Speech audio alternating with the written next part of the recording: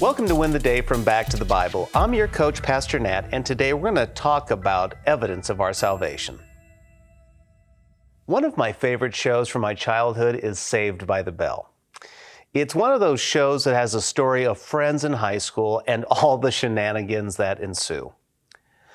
There's this one episode that the main character, Zach Morris, aims to save money by buying class rings from a slick talking salesman. As you can guess, the rings were garbage and they turned everyone's fingers green. Well, the reality of those rings was known by the proof. Jesus would say, his true disciples, those who are saved, will be known by their fruit. But what happens to those who aren't his true disciples? Jesus has the answer in John chapter 15, beginning in verse 5. I am the vine. You are the branches. Whoever abides in me, and I in him, he it is that bears much fruit. For apart from me, you can do nothing. If anyone does not abide in me, he is thrown away like a branch and withers, and the branches are gathered, thrown into the fire, and burned. If you abide in me, and my words abide in you, ask whatever you wish, and it will be done for you. By this my Father is glorified, that you bear much fruit, and so prove to be my disciples. Jesus continues with his imagery of the vine and the branches. Those who remain or stay with Jesus will produce fruit. They will show the reality of their salvation by how they speak, act, and react in life. So in verse 5, Jesus states again, whoever abides, or we would say stays in me, and I in him, he it is that bears much fruit, for apart from me you can do nothing.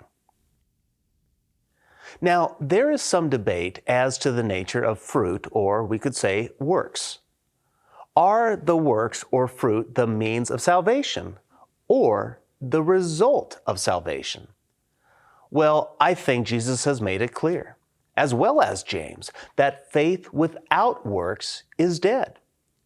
As John Calvin said, the faith that works is the faith that saves. And Paul wanted to make sure that we heard Jesus' message that salvation is a gift from God. In Ephesians 2, Paul writes that we are saved by grace through faith. Works are not the means, but the benefit. And then in verse 6, Jesus answers our question. What about the person who has bought the fake ring? What about the person who is not abiding with Jesus? Well, he says, if anyone does not abide in me, he is thrown away like a branch and withers, and the branches are gathered, thrown into the fire, and burned. This is reminiscent of what Jesus said in Matthew chapter 7. That's where Jesus said, not everyone who says to me, Lord, Lord, will enter the kingdom of heaven, but the one who does the will of my Father. And then Jesus says, I never knew you. Depart from me, you workers of lawlessness. Jesus' point is not that people lose their salvation, but there will be some, if not many, who are notional Christians. They identify as Christians, but they have never turned from their sin and trusted in Christ fully. They will be known by their fruit. And then in verses 7 and 8, Jesus says, if you abide in me, and my words abide in you, ask whatever you wish, and it will be done for you.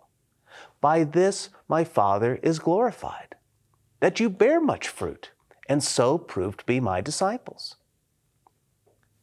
Well, what does Jesus mean?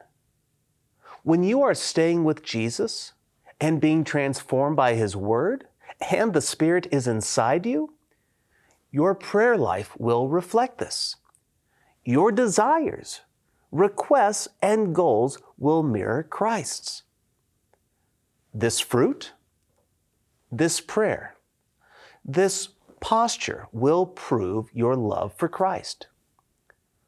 Today, don't settle for the world's system of religion and performance. Don't buy the lie that salvation is purely a golden ticket to heaven. It is a ticket to life transformation and eternity with our King. Abide with Jesus. Love Jesus. Follow Jesus, share Jesus, and then do it all again. When we abide with Jesus, we will win the day.